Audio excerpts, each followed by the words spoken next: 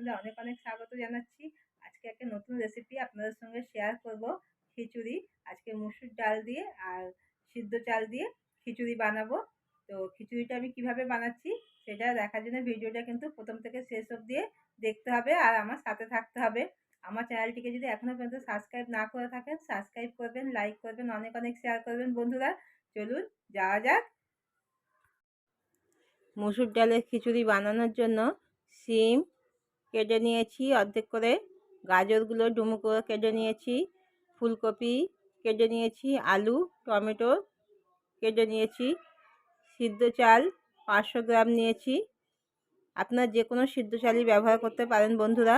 মসুর ডাল নিয়েছি 250, আদা বাটা নিয়েছি, আর কড়াইশুঁটি নিয়েছি 1 বাটি। ডালটা ধুয়ে নিয়েছি, চালটাও ধুয়ে নিয়েছি। 3 থেকে 4 বার ভালো করে জল দিয়ে পরিষ্কার করে ধুয়ে নিতে হবে চাল ডাল দুটোকেই। আর যেই ডেচকিতে আমি আজকে খিচুড়ি বানাবো সেই ডেচকিতেই কিন্তু আমি জলটা ভালো মতন গরম করে নিয়েছি। জলটা ভালো করে গরম করে তারপরে আমি ডালটা ছেড়ে দিলাম, আর তার সঙ্গে চালটাও কিন্তু একসঙ্গে ছেড়ে দেব। জল কিন্তু ভালো করে গরম করে তারপরেই চাল আর ডাল ছাড়বেন বন্ধুরা, ঠান্ডা জলে কিন্তু ছাড়বেন না। দেখুন চাল আর ডাল দিয়ে একটু নিচে থেকে এইভাবে নেড়ে দিতে হবে, নাহলে তলায় কিন্তু বসে যাবে। কড়াতে একটু জল বসিয়ে দিয়েছি পাশে ফুলকপিগুলো একটু ভাপানোর জন্য। আর ফুলকপি যখনই আমি রান্না করি এইভাবে একটু ভাপিয়ে জলটা ফেলে দিই, এতে করে কিন্তু ফুলকপির একটা যে গন্ধ থাকে সেই গন্ধটাও চলে যায় আর গ্যাসও হয় না খেলে পারে। ফুলকপিটা ভাপানো হয়ে গেছে, দেখুন ফুলকপিটা কত সুন্দর পরিষ্কার হয়ে গেছে। এবারে ফুলকপিটা আমি জল থেকে ছেঁকে তুলে নেব। ফুলকপিটা তুলে নিয়েছি, কড়াতে অল্পটুকু সরষের তেল দিয়ে দিলাম ফুলকপিটা ভাজার জন্য। যতক্ষণ তেলটা গরম হচ্ছে ততক্ষণ দেখুন পাশে চাল আর ডাল ফুটে গেছে। 1 চামচ হলুদের গুঁড়ো দিয়ে দিলাম। এদিকে তেলটা গরম হয়ে গেলে ফুলকপিগুলো ছেড়ে দেবো। ফুলকপিগুলো সুন্দরভাবে লাল করে ভেজে নিতে হবে।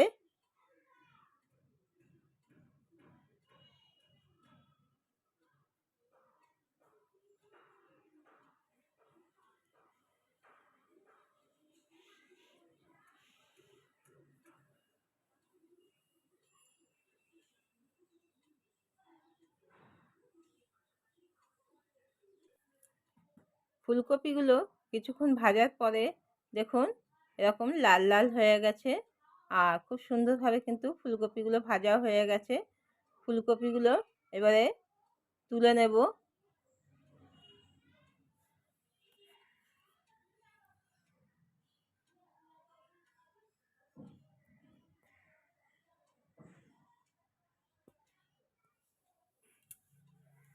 ফুলকপিগুলো তুলে নেওয়ার পরে ওই তেলেতেই আলুগুলো ভেজে নেব।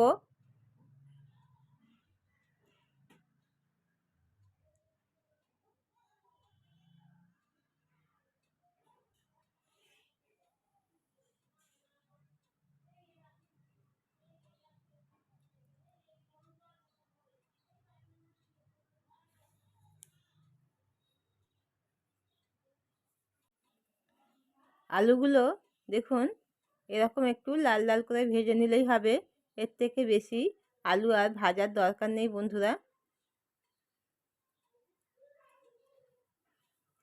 এবারে এক এক করে সব সবজিগুলো আমি দিয়ে দেব।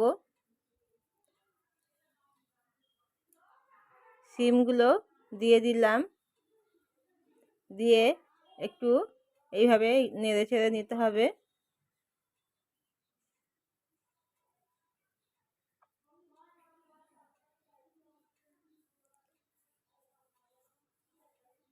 গাজরগুলো দিয়ে দিলাম।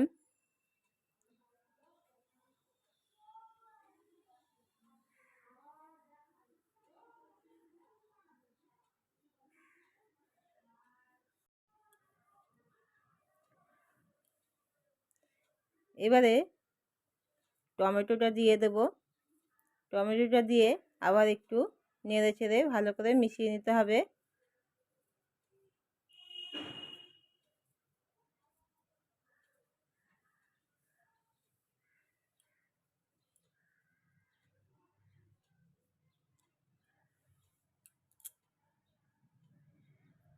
কড়াইশুঁটিটা দিয়ে দিলাম।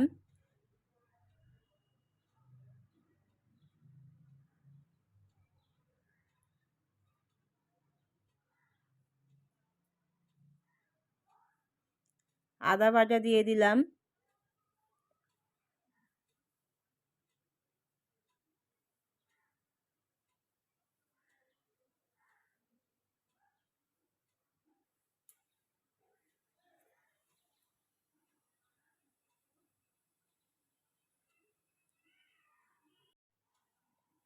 এক চামচ হলুদ গুঁড়ো দিয়ে দিলাম। দিয়ে ভালো করে মিশিয়ে নেব।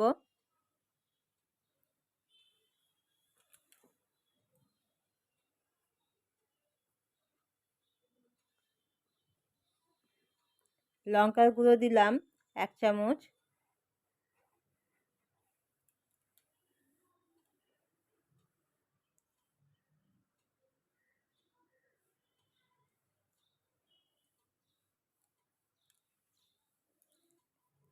জিরের গুঁড়ো দিলাম 1 চামচ।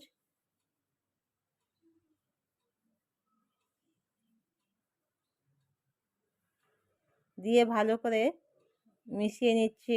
এইভাবে একটু কষে নিতে হবে। তারপরে একটু আন্দাজ মতন অল্প করে জল দিয়ে দিতে হবে।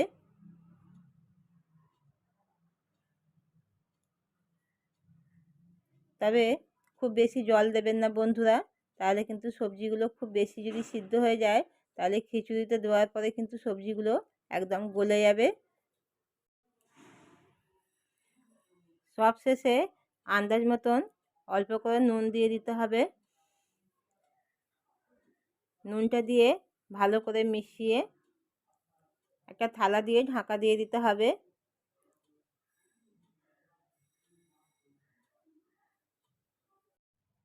খিচুড়িটা যখন কিছুটা হয়ে আসবে তখনই কিন্তু আদা বাটা দিয়ে দিতে হবে। আর আদা বাটা দিয়ে ভালো করে না মিশিয়ে দিতে হবে, মানে তলা থেকে একেবারে এইভাবে নেড়ে মিশাতে হবে।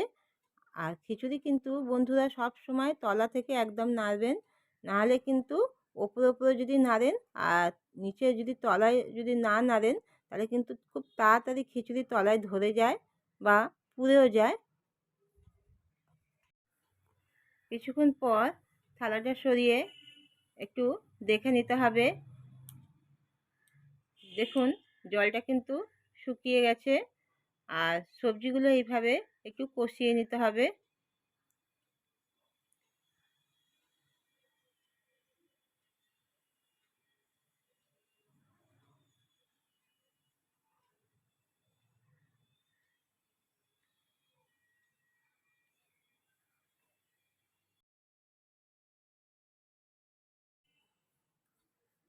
সবজিগুলো দেখুন কষানো হয়ে গেছে। এবারে সবজিগুলো কিন্তু নামিয়ে নিতে হবে। এদিকে খিচুড়িটাও কিন্তু অনেকটাই সিদ্ধ হয়ে এসেছে।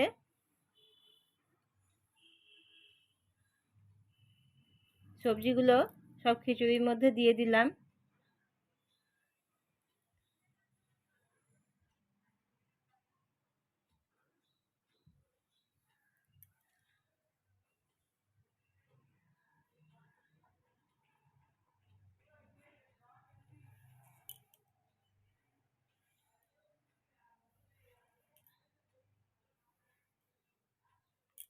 খিচুড়িতে সব সবজিগুলো দিয়ে ভালো করে এইভাবে একদম নিচে থেকে মিশিয়ে নিতে হবে।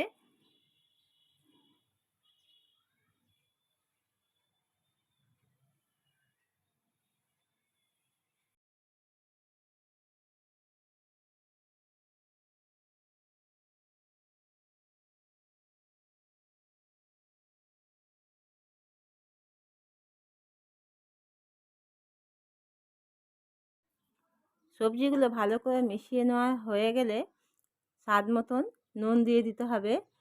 ওইখানে কিন্তু সবজিতে আমি নুন দিয়েছিলাম, অতএব সেইভাবে বুঝে নুনটা দিতে হবে। নুনটা দিয়ে আবার কিন্তু ভালো করে একদম নিজে থেকে নেড়ে দিতে হবে।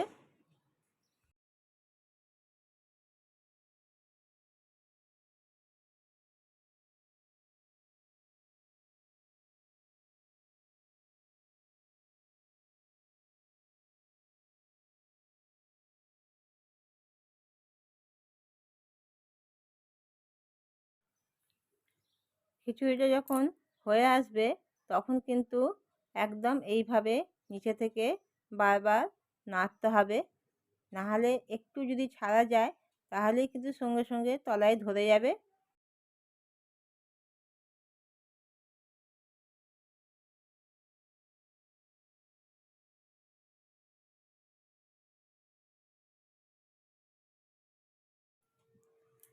সবজিগুলো যখন ভালোভাবে সিদ্ধ হয়ে আসবে, খিচুড়িটাও যখন সিদ্ধ হয়ে যাবে, তখন কিন্তু ফুলকপিটা একদম শেষে দিতে হবে।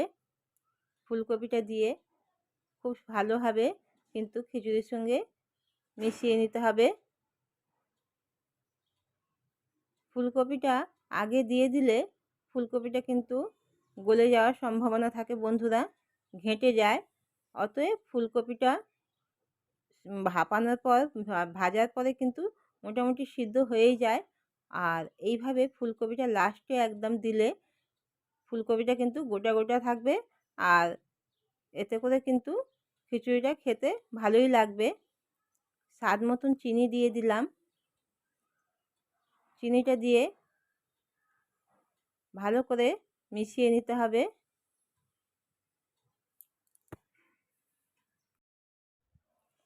চিনিটা দেওয়ার কারণে খিচুড়িটা কিন্তু মিষ্টি মিষ্টি হয়, আর খেতে কিন্তু দারুণ লাগে বন্ধুরা। খিচুড়ির টেস্টটা কিন্তু অনেক গুণ বাড়িয়ে দেয়। অতএব খিচুড়িতে অল্প করে একটু মিষ্টি দেবেন। চিনিটা দেওয়ার পরে সব কিছু কিন্তু ভালো করে মিশিয়ে নিচ্ছি।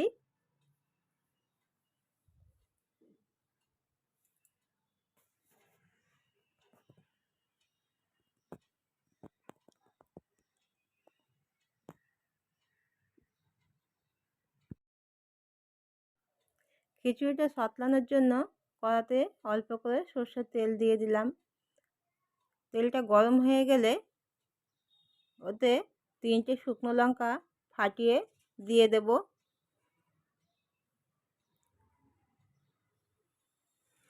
তেজপাতা দিয়ে দিলাম, আর অল্প করে 5 ফোড়ন দিয়ে দেবো। দিয়ে ভালো করে ভেজে নেব।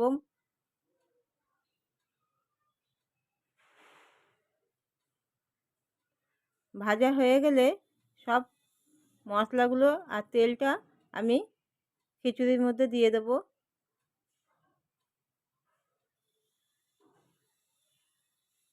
খিচুড়ির মধ্যে দিয়ে ভালো করে খিচুড়িটা নিচে থেকে নেড়ে মিশিয়ে নিতে হবে।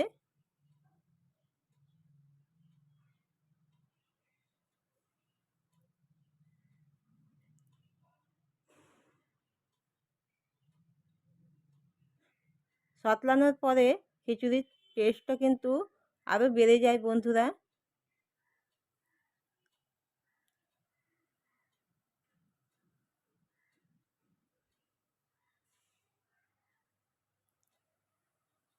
সবশেষে একটু গরম মশলা দিয়ে দেবো। গরম মশলা দিয়ে আবার একটু ভালো করে মিশিয়ে নেব।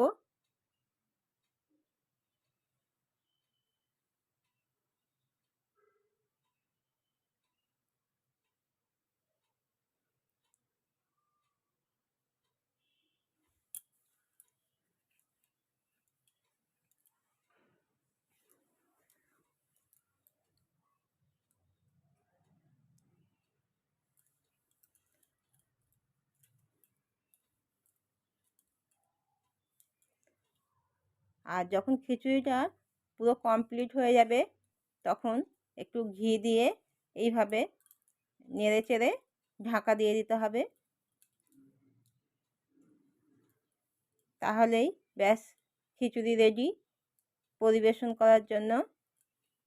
দেখুন বন্ধুরা কতটা সুন্দর লাগছে, আর খেতে তো দারুণ লাগে। আপনারা একবার এইভাবে খিচুড়ি বানিয়ে খেয়ে দেখুন, আশা করছি আপনাদের খুব পছন্দ হবে।